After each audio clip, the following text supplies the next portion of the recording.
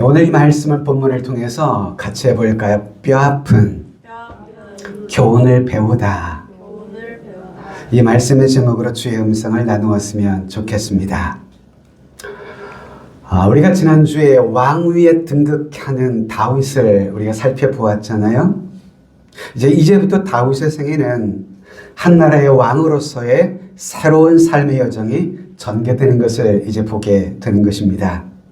이제 다윗은 명실공히 이스라엘의 북방과 그리고 이스라엘의 남방 유다를 통합하는 통일 왕국의 왕으로 이제 등장을 합니다.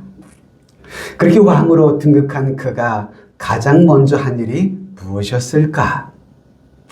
첫째는 법궤를 옮기는 부분에 대해서 말씀을 살펴보려고 하는데요.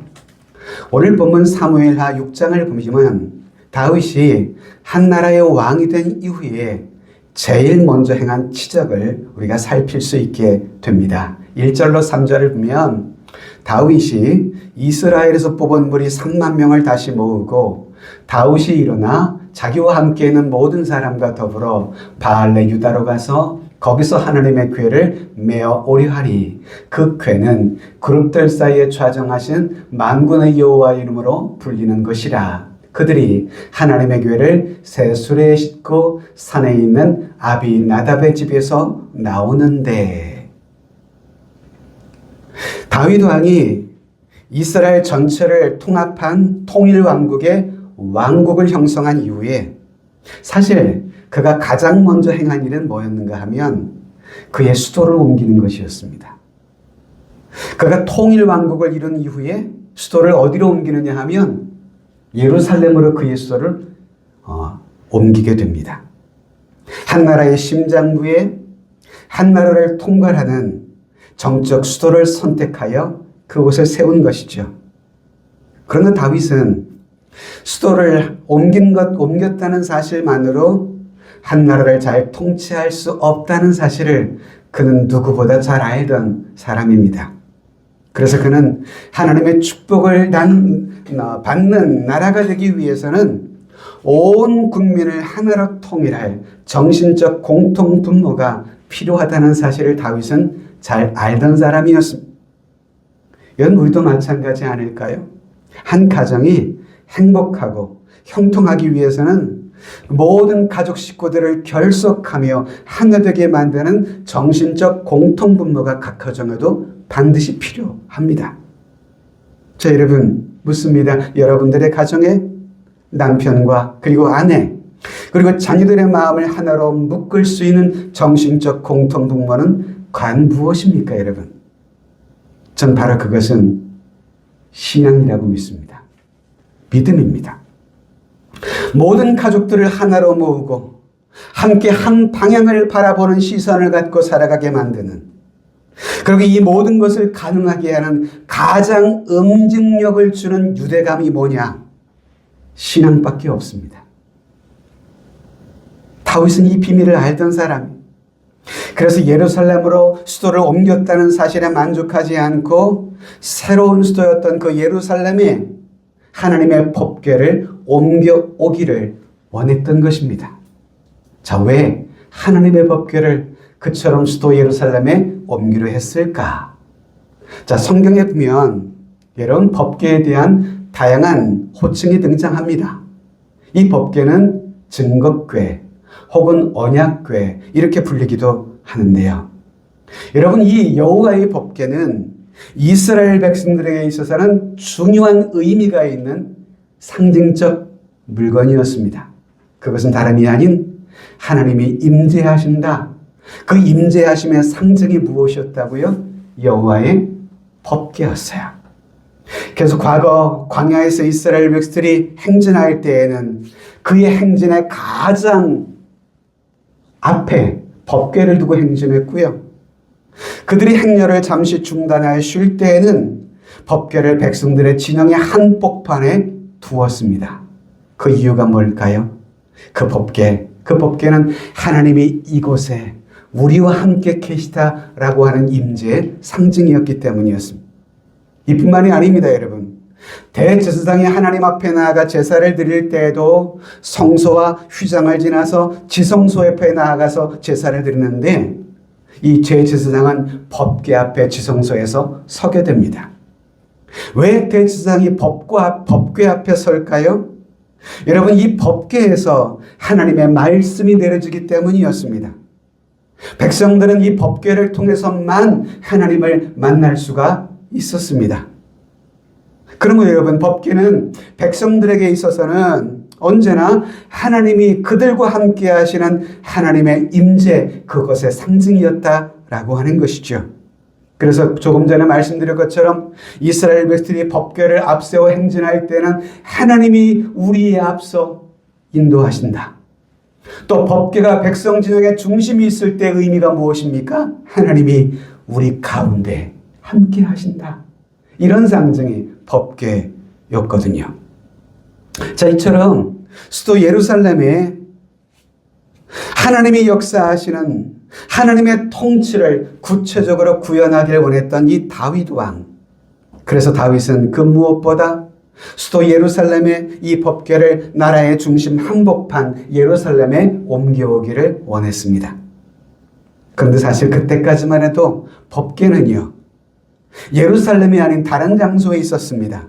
다른 장소란 바로 아비나답이라고 하는 사람의 집에 잠시 머물고 있었는데요. 그것까지 설명하기는 시간이 곤란하고요. 아비나답의 집에 있었어요. 그래서 다윗은 아비나답에 지금 보관하고 있던 그 하나님의 법궤를 예루살렘으로 옮겨오려고 했던 것이죠. 그리고 이 일을 위해서 다윗은 무려 3만 명의 군사를 동원해서 이 법궤의 운반 사역을 시작하게 됩니다. 무려 3만 명이요. 그러니 법궤 하나를 운반해 오기 위해서 얼마나 많은 인력과 준비가 필요했었는지를 우리가 염두에 두고요. 이 법궤 운반에 얼마나 다윗이 심혈을 기울이고 있는지를 우리는 보게 되는 것입니다. 자, 여러분, 그런 엄청난 인력, 엄청난 여러분 재정이 들어갈 수밖에 없는 그런 일이었지만 그럼에도 불구하고 다윗은 하나님이 없는 통치, 하나님이 없는 가족, 하나님이 없는 삶의 허탄함을 누구보다 다윗은 잘 알고 있었기 때문에 자신이 통치한 나라의 중심에 그 하나님을 모시기를 원했던 것이죠. 무려 3만 명의 군사를 동원할 정도로 말이죠. 자, 그런데 이 일에 갑자기 한 사람의 죽음의 사건이 등장합니다. 우사의 죽음입니다. 자, 이어지는 말씀을 보면 희한한 사건이 전개됩니다. 6절 이하를 보시면 그들이 나본의 타작마당에 이르러서는 소들이 뛰므로 우사가 손을 들어 하나님의 궤를 붙들었더니 여호와 하나님이 우사가 잘못함으로 말미암아 진노하사 그를 그곳에서 치시니 그가 거기 하나님의 궤 곁에서 죽으니라. 궤를 운반하던 사람 중에 우사라는 사람이 등장해요. 그리고 궤를 옮기는 도중 가운데 소들이 갑자기 날뜸으로 인해서 궤가 떨어질 것 같아 보이니까 우사라는 사람이 떨어지지 않도록 그 궤를 자신의 손으로 붙잡은 것 뿐이었습니다. 그런데 그가 그 법궤를 붙잡자마자 그 자리에서 그는 즉사하는 사건이 벌어진 것입니다. 자, 여러분, 이 사건을 우리는 어떻게 이해할까요? 야, 세상에 무슨 죄를 지었다고 그 소중한 하나님의 법궤가 떨어지지 않도록 보호하는 차원에서 붙드는 것뿐이었는데 그런다고 죽어? 저도 맨 처음에 성경을 읽을 땐 이게 참 이해가 되지 않았어요. 하나님이 너무 무정하시고 무자비한 분 아닌가라는 생각도 들기도 해요. 근데 여러분, 성경을 이런 시각으로 접근해서는 안 됩니다. 저는 이 사건을 통해서 하나님이 오늘 저와 여러분들에게 교훈하시는 바 무엇인지 그것을 온전히 바라볼 수 있었으면 해요. 여러분, 하나님의 법궤에 대한 여러 가지 성경의 역사는 성경 곳곳에서 기록을 하고 있는데요. 전 그런 기록을 통해서 오늘 본문에 나오는 우사의 죽음에는 정당한 비밀이 숨겨 있음을 우리 찾아보게 되더라라는 것입니다. 자, 먼저 민수기 4장을 가보시면 이 법궤에 대한 기록이 나오거든요. 하나님께서는 이 모세를 통해서 법궤를 운반하는 운반의 방법, 운반에 대한 규례에 대해서 자세하고도 상세하게 당신의 율법을 모세를 통해 그 백성들에게 전하게 하셨어요. 이렇게 운반하라 라고 말이죠. 그래서 4장 15절을 보면 법궤에 대한 운반 규례 같이 읽어볼까요? 시작. 진영을 떠날 때 아론과 그의 아들들이 성소와 성소에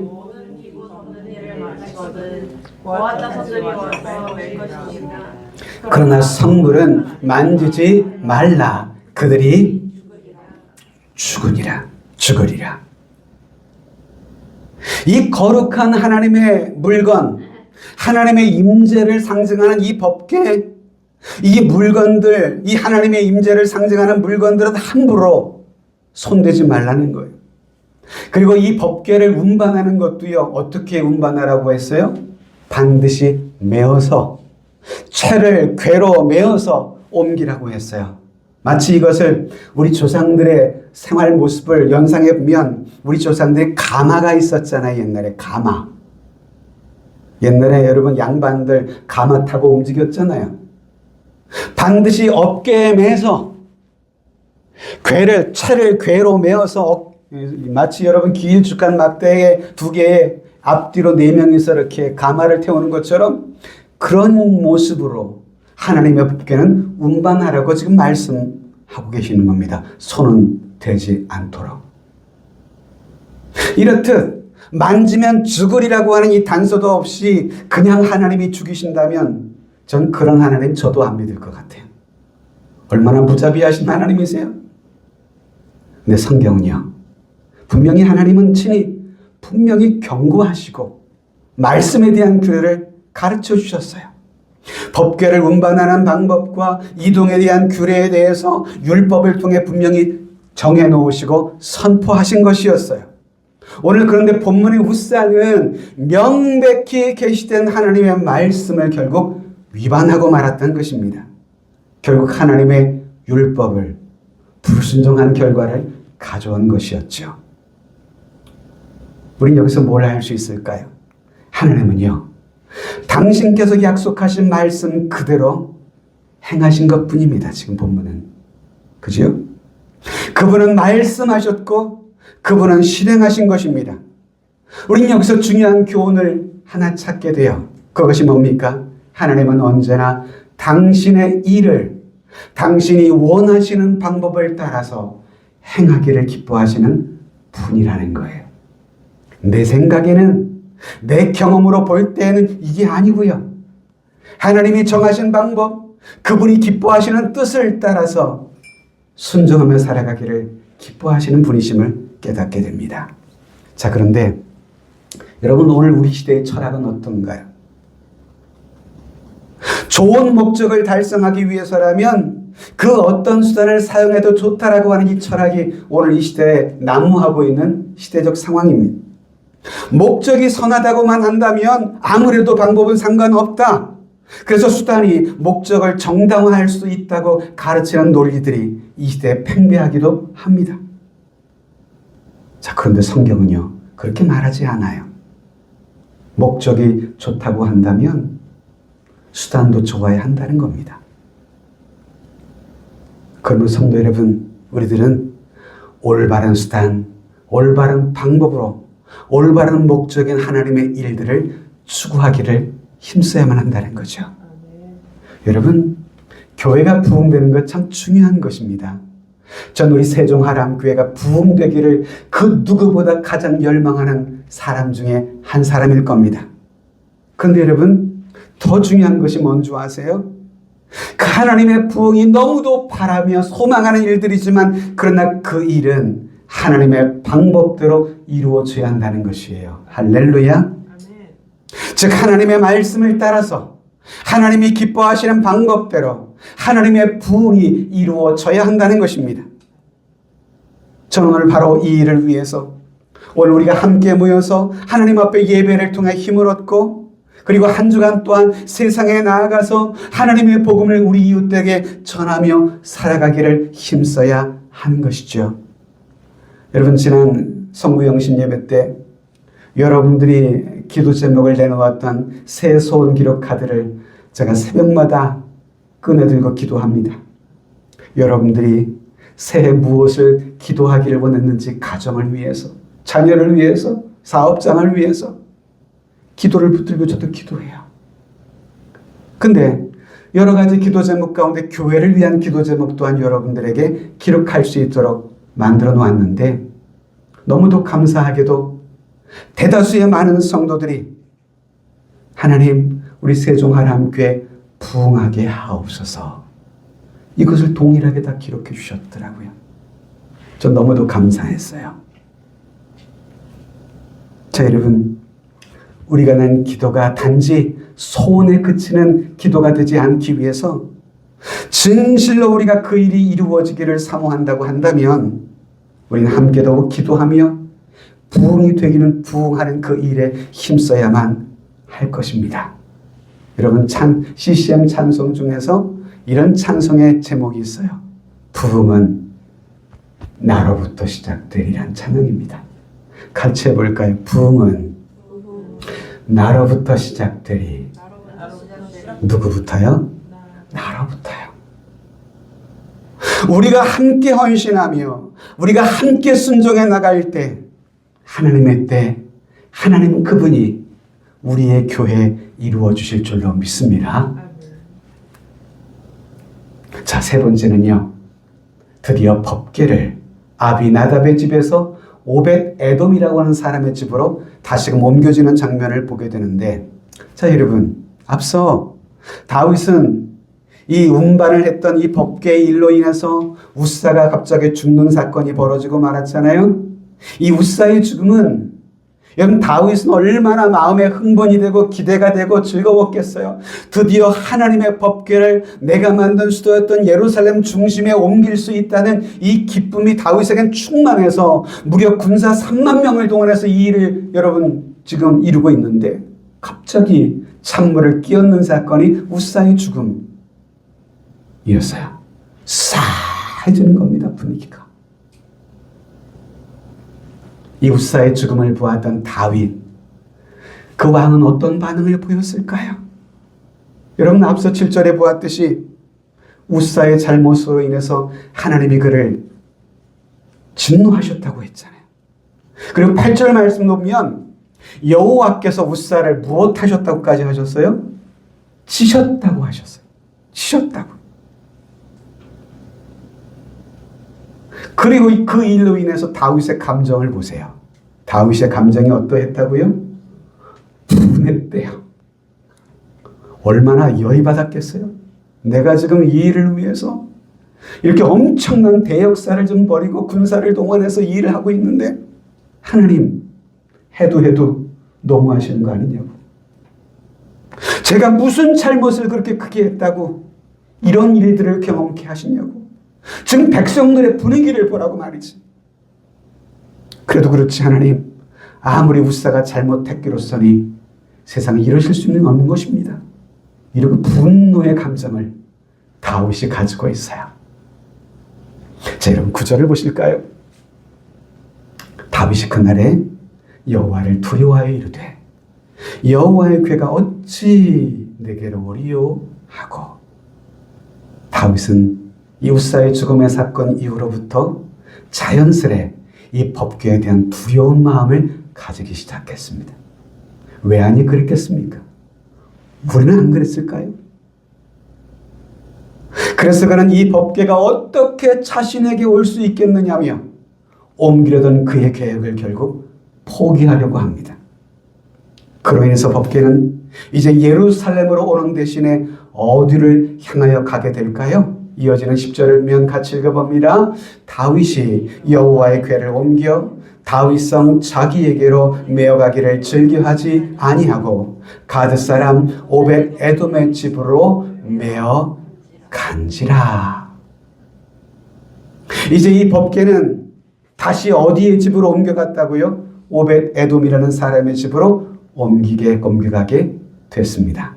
자, 그런데 이 상황에서 놀라운 사실이 하나 발견되는 것이, 다윗은 앞서 두려워서 법궤를 예루살렘으로 운반해 오기를 꺼려했지만, 그런데 이 일로 인해서 이 법궤가 오벳 에돔의 집으로 가게 되었는데, 이 법궤가 옮겨진 오벳 에돔이라고 하는 사람의 집에 이 법궤가 오자마자, 그런데 하나님께서는 그 집을 축복하시기 시작하셨다는 거예요. 그래서 결국 이 법궤를 다윗은 예루살렘으로 다시 옮기게 됩니다. 자, 여러분, 다윗이 법궤를 옮겨가길 꺼려했기 때문에 법궤는 오벳 에돔의 집으로 갔던 것이었거든요. 그런데 하나님은 참 희한하게도 법궤가 새로이 머물러 있던 오벳 에돔의 가정을 축복하시기 시작하셨어요. 그러자 이를 바라보았던 다윗은 생각이 다시 달라지기 시작합니다. 12절 같이 봅니다. 시작. 어떤 사람이 다윗 왕에게 아뢰어 이르되 여호와께서 하나님의 괴로 말미암아 오벳에돔의 집과 그의 모든 소유에 복을 주셨다 한지라. 다윗이 가서 하나님의 궤를 기쁨으로 메고 오벳 에돔의 집에서 다윗성으로 올라갈세. 아마도 오벳 에돔의 집에 있던 이 법궤를 예루살렘으로 옮겨오길까지의 이 시간 간격은, 그러니까 오벳 에돔의 집에 법궤가 머물렀던 그 시간은 여러분 대략 3개월 정도로 추산됩니다. 3개월. 자, 여러분, 법궤가 예루살렘으로 오지 못한 채 오벳 에돔의 집에 머물러 있던 이 3개월 동안 다윗 왕은 여러분 무엇을 했을까요? 여러분 한번 상상해 보세요. 성경에는 없지만 상상을 해보자고요. 이 3개월의 기간이 다윗에게 있어서 어떤 시간이었을까? 아마도 그동안의 다윗의 믿음, 다윗의 성향을 우리가 살펴보건대 아마도 그동안 다윗은 구약의 수많은 율법들을 찾아보았을 것입니다. 도대체 무엇이 문제였던 것일까? 왜 우사는 죽어야만 했을까? 혹시 나는 열심히 최선을 다해 준비했건만 혹시 내가 준비한 그 준비에 소홀함이 있는 것은 아니었나? 하나님이 미워하실 법한, 하나님이 진노하실 법한 잘못된 일은 행한 것은 혹시 있진 않은가? 성경을 찾아보기 시작했을 거라고 전 생각합니다. 그리고 마침내 그 대답을 다윗은 성경을 통해 찾았을 거예요. 우리가 앞서 보았던 민수기 4장 15절과 같은 그 말씀을 다윗은 찾게 되었을 것입니다. 자, 여러분, 현대교회의 가장 커다란 문제 중에 하나는 교회의 일을 할 때 하나님의 방법보다는 사람의 방법을 따라 하려고 한다는 것입니다. 성경적인 방법보다도 세상의 마케팅 원리가 교회에 도입되고 세상의 기업 경영의 원리가 교회에도 도입이 되기도 해요. 여러분, 신학교에서도요, 어떤 교회 부흥의 원리보다도 교회 부흥의 방법을 더 가르치려고 합니다. 그래서 신학생들이 가장 많이 선호하는 실천 신학의 과목 가운데 하나가 교회 성장학이라고 하는 과목이 있어요. 교회 성장학. 많은 신학도들이 관심 있게 보죠. 왜? 나도 교회를 부흥시키고 싶으니까. 오늘 우리도 마찬가지예요. 우리가 예수를 믿기 전에 가지고 있었던 생활의 태도, 그리고 세상에서의 우리의 삶의 방법들, 이것들을 버리지 못한 채 그대로 교회에 들어와서는 세상에서 하던 그 방법, 그 삶의 태도를 그대로 가지고 교회를 봉사하며 주의 일을 하려고 하는 경향들이 우리 안에 얼마나 많이 있는지요. 그런데 하나님께서는 그리스도 안에 있는 새로운 피조물이 된 이 백성들에게 너희가 참으로 그리스도인이 되었다고 한다면 그리스도인답게 살아가라라고 말씀하고 계시는 겁니다. 즉 우리에게 이제는 새로운 사람이 되었으니 새로운 삶의 방법, 새로운 삶의 태도를 우리 하나님은 저와 여러분들에게 요구하고 계시는 겁니다. 그리고 새 방법을 우리들은 성경을 통해서 배울 수가 있는 것입니다. 그래서 우리는요, 다시금 성경으로 돌아와야 돼요.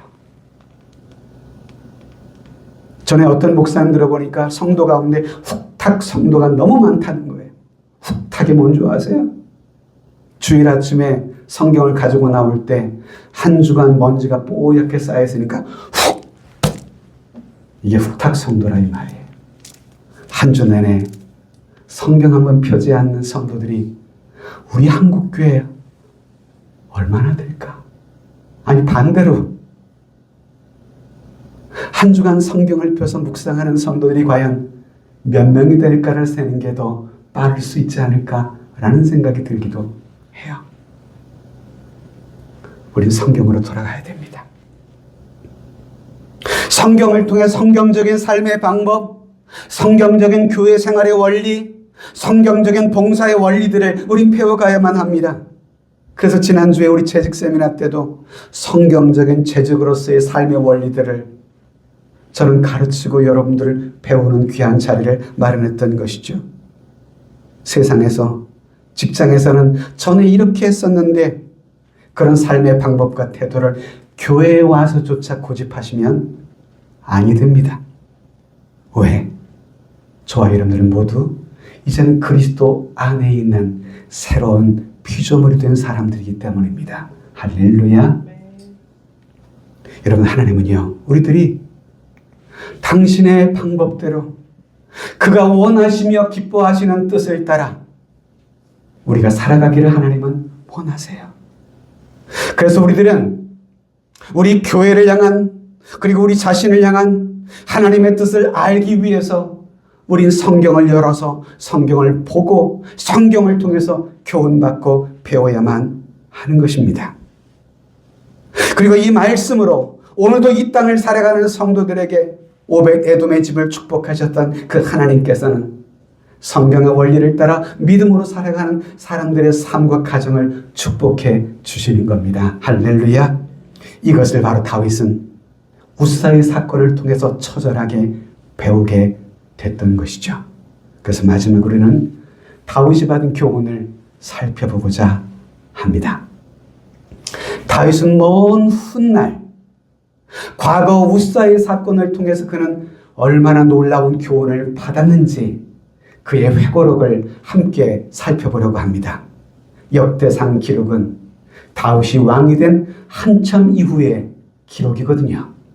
자, 이때 왕 다윗이 무엇이라고 회고하는지를 함께 같이 읽어볼까요? 시작.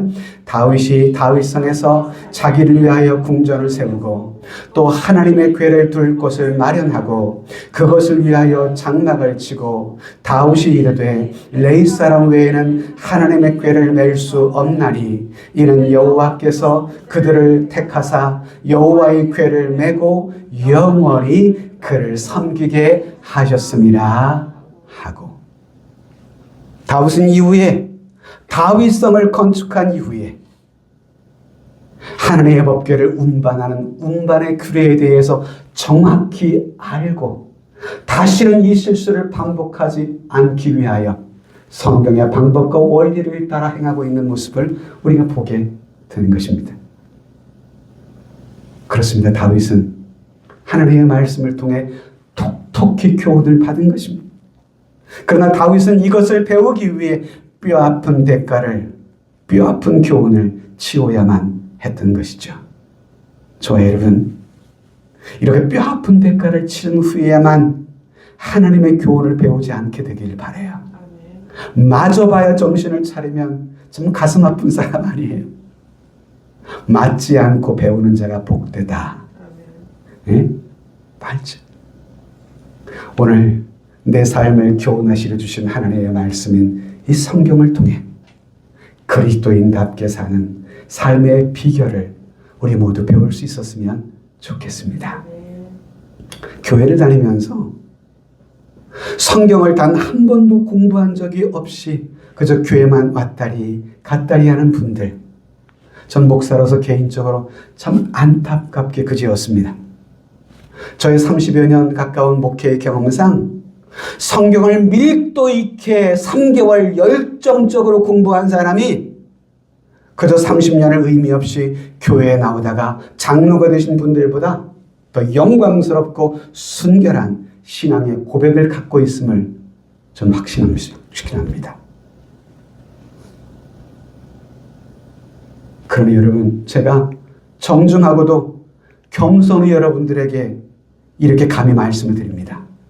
성경을 공부하지 않고는 결코 진정한 그리스도인의 자리에 이를 수는 없습니다. 여러분, 2026년 우리 세종하람교회의 표가 무엇이었다고 말씀드렸어요? 살림이요, 세우라는 것입니다. 살림이요, 세우라. 그래서 재직 세미나 때 말씀드렸지만 올 한 해 나 자신을 살리고 나 자신을 세우기 위해 제가 짧은 5주 정도의 성경 공부의 코스웍을 준비해서 실행하려고 합니다. 바로 이 교재인데요. 우리가 그리스도인으로서 반드시 놓치지 말아야 할, 우리가 예수를 믿는 교인이라고 한다면, 성도라고 한다면 분명히 가지고 있어야 할 5가지 확신, 그리스도인의 확신의 시리즈를 2월 중에 제가 시작할 예정입니다. 먼저 여자반, 남자반을 운영할 계획인데요. 여성반부터 먼저 운영하려고 해요. 뭐 토요일 오전이 될지 오후가 될지 주일 오후가 될지 그건 함께한 여러분들과 상의를 일정은 해야 되겠습니다만은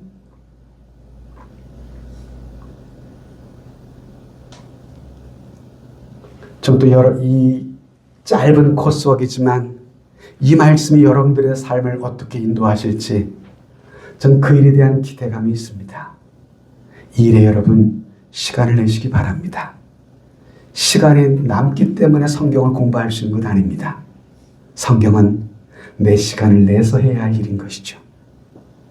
자, 여러분, 다윗은 뼈아픈 대가를 지불하며 이것을 배웠어요. 우리 중에 어떤 분들은 평생토록 신앙생활을 해보다가 갑자기 내가 신앙생활을 성경 없이 해왔었구나 라는 사실을 깨닫습니다. 그리고 이제서부터라도 성경을 공부해야 되겠다라고 말하는 분들도 있습니다. 자, 그런데 그때는 이미 눈이 침침합니다. 뭘 들어도 머리에 잘 기억도 남지 않습니다. 여러분들의 삶에 그런 상황이 올 수도 있습니다. 그러므로 아직 하나님의 저와 여러분들에게 건강을 주신 그 시점에서 하나님의 말씀을 가까이 하시자고요. 이 복된 말씀을 통해서 주님이 오늘 나에게 무엇을 말씀하고 계시는지, 어떻게 말씀하고 계시는지 찾고 귀를 기울여 들어보시자고요. 할렐루야, 들어보시자고요. 자, 여러분, 역대상 15장 14절에 보면 다윗이 한 번 더 이렇게 말을 하고 있습니다. 이 말씀은 다윗이 성전을 지을 준비를 하면서 취하고 있는 그의 행동을 기록해주는 본문인데요. 14절에 보면 이에 제사장들과 레위 사람들이 이스라엘 하나님 여호와의 궤를 메고 올라가려 하여 몸을 성결하게 하고 모세가 여호와의 말씀을 따라 명령한 대로 레위 사손이 채에 하나님의 궤를 꿰어 어깨에 매니라.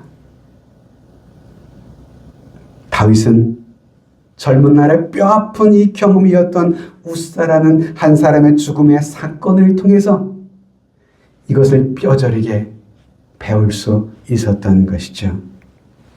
하나님의 말씀대로 행동하는 것, 그분의 말씀대로 순종하며 살아가고 봉사하고 일하는 것, 다윗은 이런 것들이 얼마나 소중하며 중요한지를 배우게 된 것이었습니다. 내 생각에는 이렇게 하는 것이 더 낫지 않을까, 이런 행동이 아닙니다. 나의 생각을 하나님의 영광스러운 사역의 현장에 적용하려고 무리를 쓰지 마시란 말입니다. 이런저러한 경우에 대해서 성경이 어떻게 말씀하고 있는지 이것을 알기 위해서 닫혀있던 나의 성경을 열어보십시오.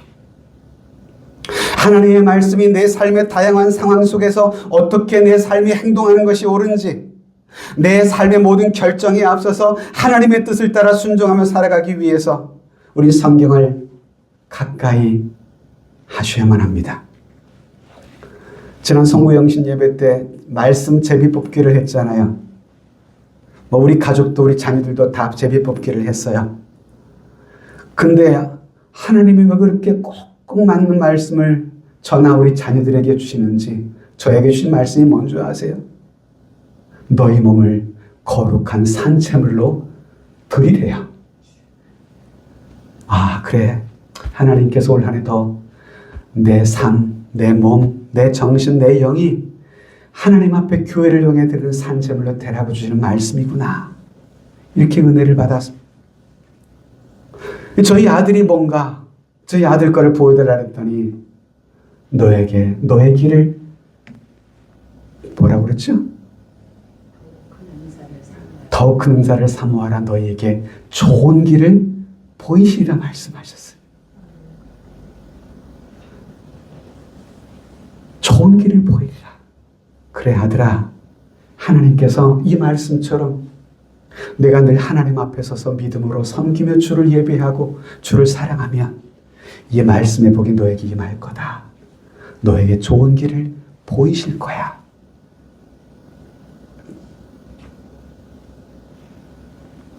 올 한 해 교회를 봉사할 모든 재직의 여러분들, 말씀을 따라 말씀이 명하는 대로 순종하며 행하며 봉사하기를 힘쓰는 한 해가 되었으면 해요. 내 삶에 어떤 중요한 결정을 해야 할 순간에 직면할 때에 하나님의 말씀인 성경이 명하는 말을 따라서 순종하며 살아가기를 바랍니다. 마지막으로 로마서 10장 17절을 같이 읽고 말씀을 이제 맺으려고 해요. 같이 한번 읽습니다. 시작. 그러므로 믿음은 들음에서 나며 들음은 그리스도의 말씀으로 말미암았느니라. 그렇습니다. 믿음은요, 들음에서 나요. 이 말씀의 귀중함을 깨달아서 저와 여러분들의 올해의 신앙이 더욱 든든하게 믿음의 뿌리를 내리는 한 해가 되고, 또 그런 우리들이 모인 이 세종하랑교회가 말씀의 반석 위에 든든하게 세워지는 그런 영광스러운 교회가 되기를 주님의 이름으로 축복합니다.